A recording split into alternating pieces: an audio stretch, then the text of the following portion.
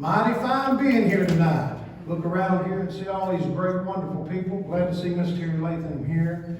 Glad to see all the Senate candidates and all of you other folks running for office. My name is Stanley Adair. Some of you have heard of me and some of you have not. Maybe tonight's the first time I met you, but I will be on this ballot, and I'm proud to have the opportunity to want to work for Alabama and the good folks of the United States. How many can say Doug Jones has got to go? Amen. Absolutely. We've got to get him out of office one way or the other. He's got to go, you know. I think he's an embarrassment to us, you know what I'm saying? But I want to tell you just a little bit about me. I'm from Haleyville, Alabama, up in the northwest corner of Alabama. I'm an old furniture manufacturing guy. I know what the word NAFTA means. Anybody heard NAFTA talked about? Well, I'm a byproduct of NAFTA. We had a furniture manufacturing and have built it over several years, and they signed that awful trade deal that Trump talks about, and you know, a lot of folks in Alabama suffered on account of that. And I said, you know, I'm going to do everything I can to help the great state of Alabama and the folks of Alabama. And I hold my grandson in my arms, and I think about his future. I think about, you know, every person in here tonight wants their family, their children, their grandchildren, their loved ones to do better than they did. We want to keep America great and keep it moving forward. We got a low unemployment rate right now. People working. If you want to work, you can find a job. How many can say that's right? That's right. And that's because of a businessman that went to Washington and doesn't do things as normal politicians. Well, I want to tell you something. I'm not a normal politician. I'm not. In fact, this is the first time I've thrown my hat in the ring. I've helped a lot of folks. But you know, when I helped my grandbaby, I said, son, somebody's got to stand up for the fine folks of Alabama. Men and women, good men and women. And when I look at Linda, when she stood up and said, I want to go meet Trump and I want to be a delegate, I said, well, if they don't give you a couple minutes to speak tonight, I'll waiver part of my time and you can speak tonight, if that'll be all right. Because I want to hear from her, because you know why? It's good folks like that that keeps this country going forward. You know, right now, Congress has a low approval rating of 13%. And that tells you something about the way our country's direction's going. We're at a pivotal point, folks. We got to make some changes. We got to get some of the old guard out and get some new blood in there. Look, the people that owns AI in the future is going to own the future. And you know what I'm talking about. We got robotics and things like that we need to be investing in and moving this country forward. We need to be making good, strong trade deals. Not NAFTA deals, but good, strong trade deals. Can you say amen to that? Amen. We need jobs, and we need jobs for Alabamians. We need to be about moving Alabama and the rest of the country forward, and that's what I'm about. See, I say this. Let's bring common sense back to Washington. You know, I believe some of those folks up there don't know which arm's right or left. They don't know which way to go. They're just spinning around in circles, but they're selling us out. And that's what I've been preaching all over the state. Listen, it's time to stop sending the same folks to Washington expecting a different result. How many can say that's right? We got a president, and we need to have someone there that'll have his back and move him forward. We got folks in here tonight that say, hey, I vote 97% of the time with Trump. Well, that's good. But you need to vote 100% with him when he's right. We need to move this country forward. Can you say amen? We've got to have somebody that'll stand in the face to face and toe to toe with folks and get some good, some more Supreme Court justices. I believe we can have 2 more under his tenure. And I know that we need conservative Supreme Court justices. We need to build the wall, finish the wall, and be done with it.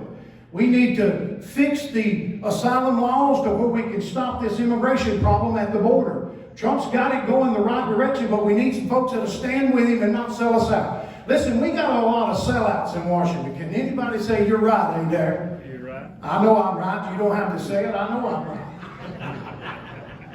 It's right. It's the truth. We got to have somebody to look them in the face and say, look, enough is enough. I'm tired of you selling me out for some money. Look, special interest groups is buying this country. If somebody gives you $50,000, guess what? They're going to expect something down the road for their $50,000. Anybody say amen to that? $174,000 a year job, and some people want to say, well, I'll spend $1 million to get it, but I ain't going to take a salary. Well, you know, my grandpa and grandma always taught me that nothing in life is free. Anybody going to these colleges know what I'm talking about. You got to earn your degree.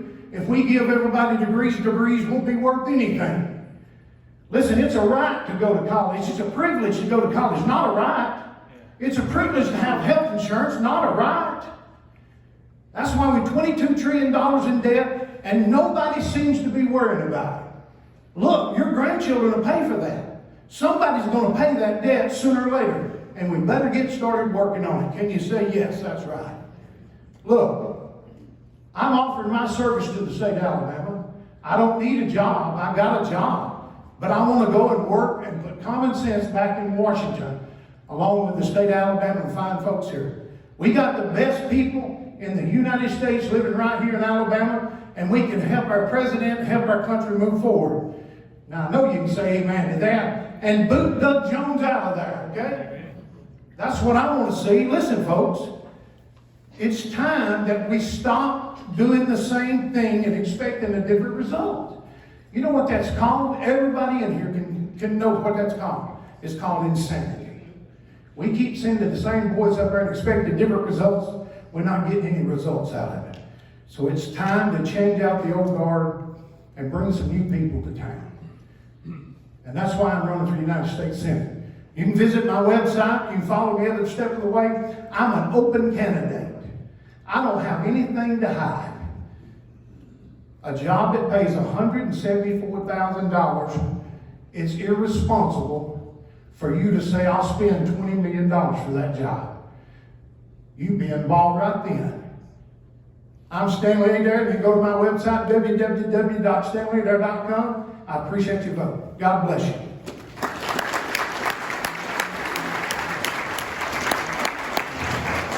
Good evening. Come on, good evening. There we go. This beautiful lady in the front row is my wife, Rebecca Byrne. And the reason she's here is got such a big grin on her face is she's sitting next to her favorite cousin, Big C, right there. Big C! We're glad to be in the home of Big C. There we go. I know we got some Auburn fans out there, but you know what you're going to do this week, right? All right. There you go. Ladies and gentlemen, this is not my first time in this building. I remember when we dedicated this building because I was the chancellor of the two-year college system when we did. And I was appointed to that position by Governor Raleigh and the state school board for one simple reason. The system was corrupt, and it had to be cleaned up. And the governor looked at me and said, if you don't clean it up and get that thing pointed in the right direction, it's going to retard our ability to grow the state of Alabama. So I didn't want to take that job. Rebecca didn't want me to take that job, but we did. Because there's something about my family. We know that our job is to right wrongs. My grandfather was the reformed sheriff in Mobile.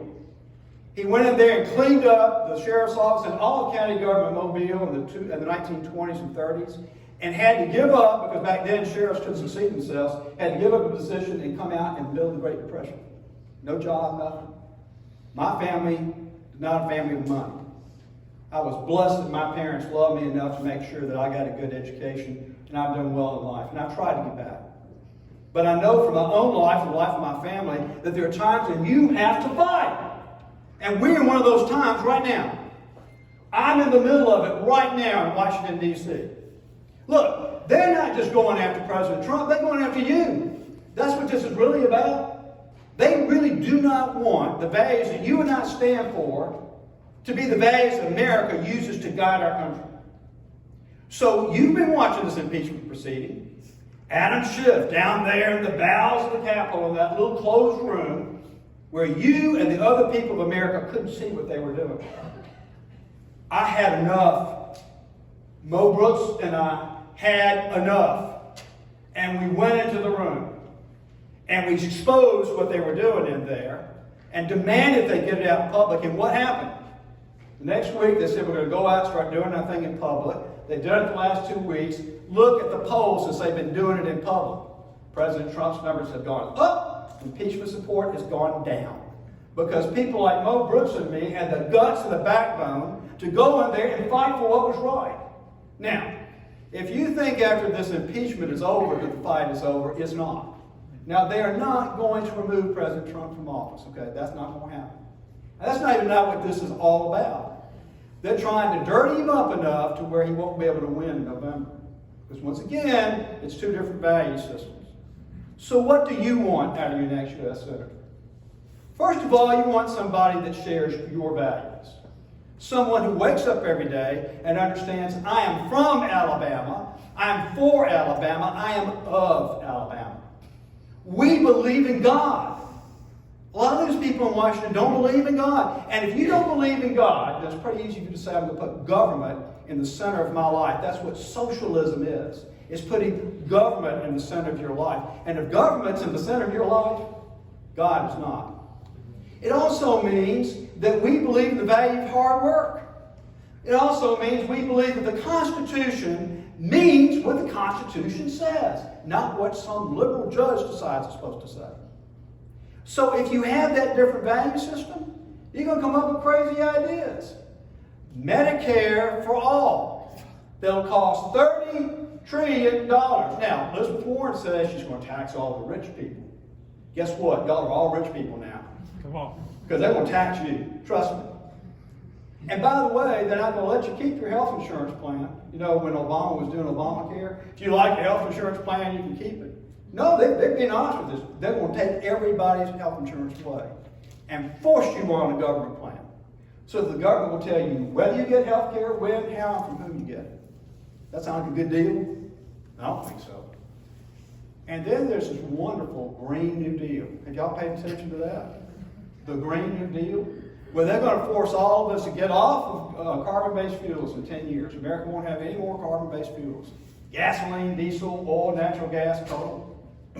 So I had a couple of the deans of our engineering schools come up to Washington and see me about something else.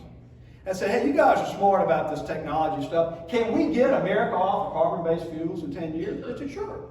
I said, how? They said, well, you'll be cold in the wintertime, hot in the summertime, and you'll have to walk everywhere. Horse and buggy. And no more cows because they produce methane gas. They're serious about this. And let's look at Doug Jones. Our senator. Main speech on the floor of the United States Senate was on gun control. I wanted to pick up the phone and call him and say, Doug, it's Alabama. Gun control means we use both hands. He voted against the pain-capable abortion bill. Look, I believe life begins at the moment of conception, but this bill was really simple. It says no more abortions after 20 weeks. 20 weeks. Only 5 nations in the world allow abortions after 20 weeks. North Korea, China, the United States of America. I gladly voted for that bill. Passed the House, went to the Senate, died for 2 reasons. One, because they have the 60-vote rule over there we need to get rid of. And secondly, because senators like our Senator Doug Jones voted against it. He voted against confirming Judge Kavanaugh, one of the finest judicial appointees we have ever had. And you know, they tried to tar him at the end with one of the most egregious things I've ever seen. And he just needed somebody to have the guts to stand up with him, and Doug Jones wouldn't do it. Doug Jones is against building the wall. Folks, I was down in El Paso earlier this year. I seen the border. I seen what it means to have the wall. The wall works. So Doug flunks on just 4 things I can bring forth to you. What do you and I need? Someone who gets it that that's wrong. And not just someone who's going to say that they're going to fight for it. Someone who's proven that it's deep inside his DNA that he's going to fight for the things that you and I care so much about. The president says this all the time. This is great country. But it isn't great because we wake up every day and it just automatically is great. We have to fight for it. I was with the president in Tuscaloosa a few weeks ago. By the way, he loves the state of Alabama. And that day, the state of Alabama sure did love back on him. Mm-hmm. And what you get from him when he's in a position like that where he can just talk freely, he doesn't have all these people from the press around him, he's just trying to stand up for the stuff that you and I care about. So yes, I vote with him 97% of the time. And I'm proud that I vote with him 97% of the time because he's white. And he needs somebody to stand up there in Washington, as I already have proven that I'll do because I've done it, and fight for him. But more importantly, he and I are fighting for you. And that's what we got to have in Washington, D.C. I appreciate, Cleve, you're having this tonight. You put this on the calendar a few months ago. 4 of us have shown up. I wish the others had shown up. I'm sorry they're not here because you didn't get a chance to see all of us. But those of us that are here, we've proven by the presence of our bodies that we care about Butler County, that we care about rural Alabama, and we're going to fight for that too. Y'all are a great group of people. I'm impressed with what you got going on here. I'm asking for your votes. I'm asking to vote for the people in your family, the people you work with, the people that live around you, the people you go to church with. Because with your vote, we're going to take back this Senate seat, and I promise you, we will make America great again. Thank you. God bless you.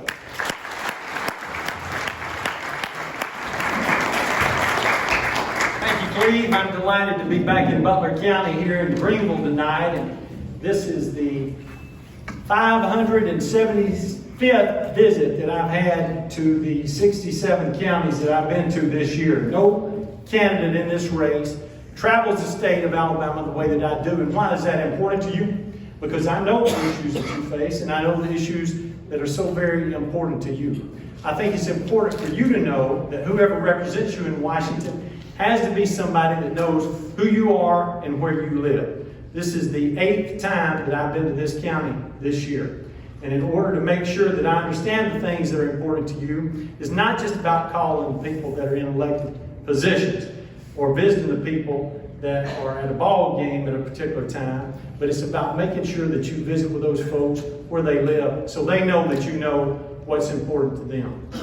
Cindy is able to join me tonight, my wife of 34 years, and I'm excited for her to be able to come here tonight as well, to be able to visit with you for a few minutes. One of the things that you have to ask yourself when you are getting ready to vote on March the 3rd is, what do you want out of the person that is going to represent you in Washington in this position in the United States Senate? And I think what you want is a proven conservative reformer who's been effective as a member of a legislative body. When I was a member of the Alabama legislature from November the 2nd, 2010 to November the 4th, 2014, at the end of that time, the Sunlight Foundation, which is a national organization, evaluates the service of all 50 legislative bodies in all states in the Union. Then they evaluate the service of each and every member of those legislative bodies. And when they did ours, they said that I was the most effective Republican member of the Alabama House of Representatives during that quadrennium. They didn't say I was the most conservative, sure didn't say I was the most liberal. They said that I was the most effective. And I think what we want out of somebody that's in elective office is somebody that when we look at them, we can say, that person gets the job done. That person does good work. And most importantly, that person works for me. How do you know I work for you? When you get my business card, like some of you have gotten tonight, it's got my cell phone number on there. How many elected officials do you know at the statewide level have their cell phone number posted on their card? I do that because I work for you. And whenever you want to reach me, you need to be able to do so when it's important to you, not when it's convenient for me. You give me the privilege to serve you in Washington, I'll support the president. I'll support the president in order to build a border wall. And you may say, well, what have you done to prove that you'll be able to do that? Since I've been your Secretary of State, we have broken every record in the history of the state for voter registration and voter participation as well. Since January the 19th, 2015, we've registered 1,388,434 new voters. We now have a state record 3,541,544 registered voters. Those numbers are current as of today. But we've removed more than 800,000 people from the voter rolls because those people have moved away, they passed away, or they've been put away. And whenever that happens, it's time for them to come off the rolls. I also think it's important for you to know that we've been sued by the NAACP Legal Defense Fund and the ACLU. In order to stand up for you, we push back against their liberal socialist agenda. And what does that mean? We've beaten them in the courts of law each and every time that they've challenged us. Another thing that's important for you to know about me is I will support the president's nominees for the judicial opportunities that they have to serve. We need to have judges that will interpret the law the way that it's been written in the Constitution and the Code and not try to legislate from the bench. Number 3, we've got to push back against the liberal socialist agenda that we see being advanced by Alexandria Ocasio-Cortez, the rest of the squad, Chuck Schumer, and Nancy Pelosi. Last but not least, we've got to push back against the liberal, out-of-control spending that we see being advanced and promoted by Democrats and Republicans alike, who think that just because there's checks in the checkbook, there's money in the bank account. And that's not the case. We've got to make sure that we set a new agenda when we get to Washington. Now, you can ask me, what is it that you want to do when you get to Washington? That's very clear.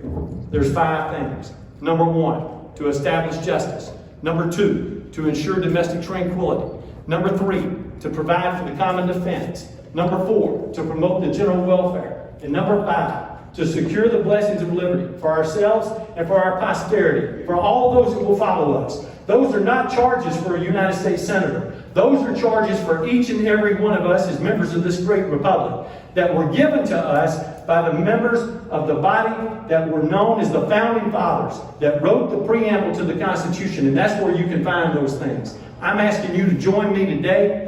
We have got to set a new standard for excellence. We've got to set a new standard for expectation in what our elected officials are going to provide us with. We have to take back this Senate seat and we have to give it back to the people of Alabama. We've got to show them in Washington that we're setting a new standard for excellence and that we're going to accept nothing less than the best that we can possibly provide in the support to the President of the United States. Thank you so much for allowing me to come share with you tonight.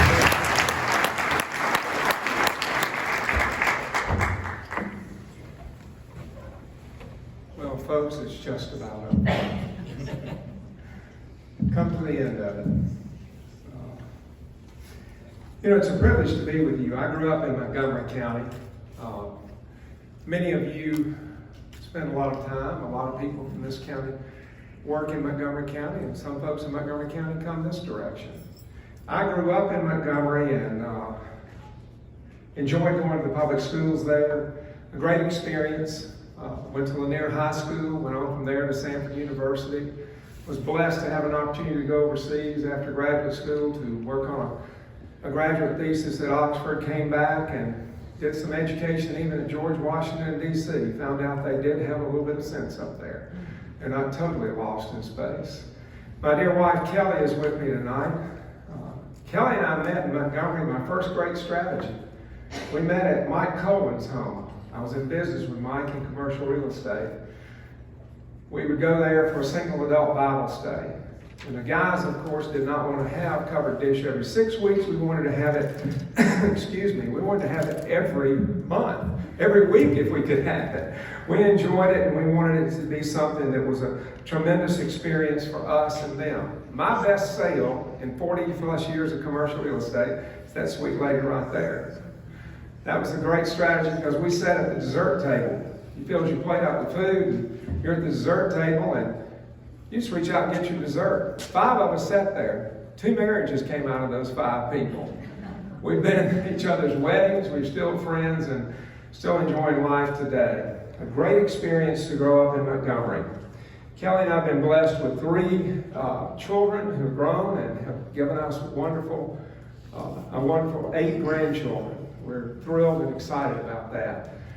And really, folks, that's what this is all about. It's why I'm here. It's why I'm running for the United States Senate. It's about our children and our grandchildren. I look across this room, and I see people who are concerned about what you're going to leave. What's the legacy going to be? What is it that you're going to provide to your children and grandchildren? And if you're younger, it may be your nieces and nephews.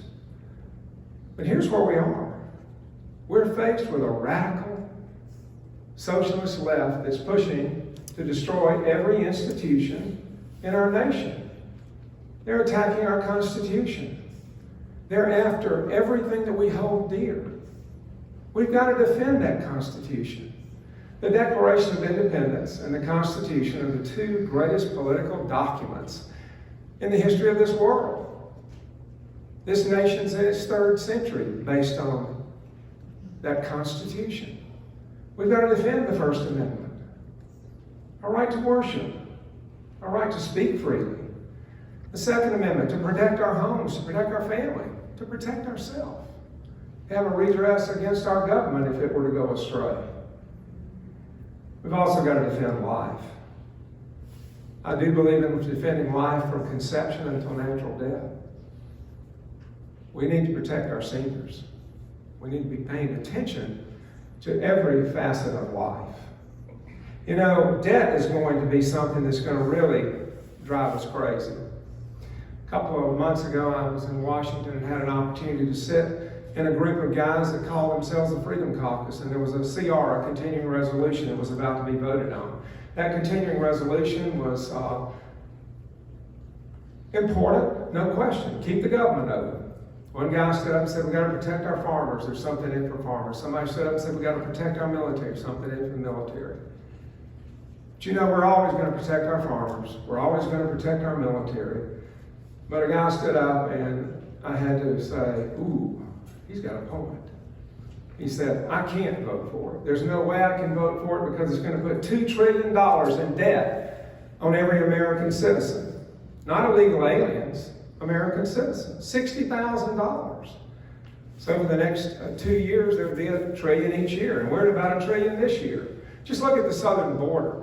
We're on track to spend state, local, and federal funds $250 billion this year on the problems we've got there. Our sovereignty is at stake. Our nation is not in the crossroads, it's in the breach. The attack is on us. What are we going to leave to our children and grandchildren?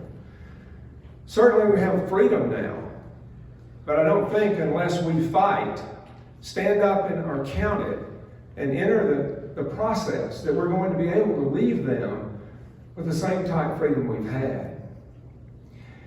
You know, the bottom line in going to Washington is a pretty simple thing. You got to be able to say no sometimes. You can't just always go along to get along. Debt is going to kill us if we don't get it under control. We're faced with problems everywhere that we want to address and solve. We've got to deal with the debt. Term limits are important. 80% of Americans want to vote on term limits. It's kind of like Rand Paul's penny plan. If somebody told you you could save a penny out of every dollar, and within 5 to 7 years you would pay off your debt, I don't think you would say no. I think you had the common sense to do it and go forward. But recently in the United States Senate, they said no, we can't do that. So common sense doesn't seem to make sense in that vein. You know, Kelly and I have been involved for about 5 years. About 5 years ago, we had a decision to make. A friend that I had served as her chairman for her legislative races decided to retire. We had to make a decision. We were going to get involved. Well, you know what? We didn't have a decision to make. We had to get involved. So I'm in my 5th year of serving in the legislature. Not a career politician by any stretch of the imagination. I signed term limits pledges and intend to keep them, because that's what our founders intended, was that we as Americans would go and serve and not be served. Spend time and allow other people to go. There are people in this room who could do the job. Just happens that some of us are trying to make ourselves available at this point. You know, in those 5 years, good things happened. Had a blessed opportunity to be a part of the Right to Work Amendment in our state. You overwhelmingly supported it. Had a wonderful chance to be involved with the Religious Liberty and 10 Commandments Amendment. You have supported it immensely in our state. We just recently passed the Human Life Protection Act. It's a rifle shot at Roe v. Wade. Blessed to be the first co-sponsor on that bill. Wanted to be a part of it and meant a lot. It's all about it. We can't agree on life. What are we going to agree on? You know, looking at everything that we're talking about, I mean, you know, I spend my time in business, so I spend a lot of time with small business legislation. It was great. It was fun. Come fall, though, this next fall in November, when we do send Doug Jones home and give Doug Jones a new zip code, hopefully it's not a zip code in Washington or New York or California, but maybe it'll be a zip code that's outside of the United States, because he doesn't represent us. He doesn't vote like us. He doesn't think like us. There's nothing about him that matches up with us. But on that ballot will be an opportunity for you to say that only a citizen of the United States may vote in an election in Alabama. Not every citizen, but only a citizen. I believe we'll overwhelmingly support that and tell Americans that we believe in being Americans. You know, we're back to what I really started with. I guess talking about that, I need to be honest, there's not a whole lot about taxes I like. I voted against a lot of taxes. I've gotten a reputation for doing that. I don't mind it because I believe we've got enough money. It's what we spend money on, the entitlement programs, the other wasted energy programs that don't provide anything to cause Americans to try to make themselves better or to do anything better for themselves and their family. 40 years in commercial real estate taught me that people don't go to work just to work. They go to work to accomplish something. They want to make something of their life, of their family's life, or their children's life. Send kids to college, be involved in charities. So you go to be a part of serving and being something better than you were to start with. That's what it's about. We're really back to the simple point. It's about our children and our grandchildren. Kelly and I, in 37 years, have tried to do a very great job with our family. We've been blessed. Those kids have been super. You know, we made mistakes, but we've always tried to do it the right way. My faith is my compass. It's how I view everything. It's the prism through which I make decisions. I look at the rule of law and I look at it through my faith. The fact of the life, death, burial, and resurrection of Jesus Christ is a vitally important thing to me. We've got to look at who we are as Americans through that prism. Used to kind of ask my dad why when he would tell me I needed to do something. My father was pretty smart. He said, you know, son, you need to just do the right thing, and God will take care of the rest. As Americans, that's what we need to do the right thing, and God will take care of the rest. My life has taught me that. We're at a point now that we have to make a decision. Why did God put this nation on this continent? And He did put it here with purpose. To be a light to the world. In the last century, the American century, as we've heard it called, 2 world wars were either won by America or we were definitely a good part of the reason why they were won. We've had a lot of skin and flesh and life and death in those events. But where are we now? What is it we're going to do at this point in time? At this point in juncture, are we as Americans going to, in our generation and the number of generations that are represented here, going to recognize what God's given us? Thank Him for it. Be proud of it. Stand up and be counted and make a difference. That's what we've got to do. The 20th century was the great American century. We're in a 3rd century. And we've got a president who's brought Mexico to the table, using everything he could use to get them to pay attention to what was going on in our relationship between America and Mexico. Tariffs or whatever was needed. He's doing the same thing with China. They're back at the table. But here's where we're faced with a problem. China's our great threat. Many threats in the nation and around the nation. But the threat of China could give us a dark century. They violate trade laws. Even if we get them to a trade agreement, they're not going to follow it. They violate religious liberty. They violate life. They don't recognize and value life the way we do. They steal our intellectual property. They come to this country and they tell us what to think and how to say things. You know, I'm glad to stand with people who say democracy is important in Hong Kong. I've been blessed to be endorsed by some of the greatest people I've ever known in my life. Senator Mike Lee from Utah, the Senate Conservative Fund. Former Senator Jim DeMint of South Carolina, and former president of the Heritage Foundation. Rand Paul, Mark Levin, and a group of other conservative thought commentators. These guys have honored me in a way that I didn't think I'd ever be honored. But it's exciting to be a part of an opportunity to take back our nation from the liberal onslaught that we're facing from the left. The destruction that they're determined to deliver in our country and to the very things that we hold dear. The day that I walk into the Senate, if I have the blessed opportunity to be able to do that, I'll be measured. I'm the same way that it was in the House in Montgomery. And what I'd say to you is what you see is what you're going to get. I'm going to be the same guy the day that I walk out that I was the day that I walked in. That's my promise.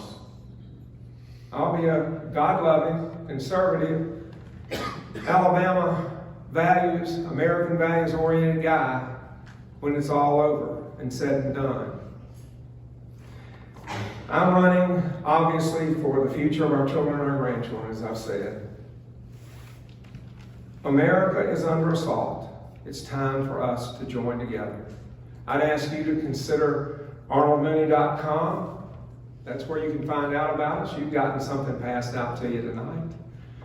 We're so thankful to be here and be with you. Cleve, you've got a great group of folks here. I love growing up in Montgomery and coming down here to hunt and do things. It was tremendous. I'd just say to you, it's very simple. Our job is just one thing, to send Doug Jones packing.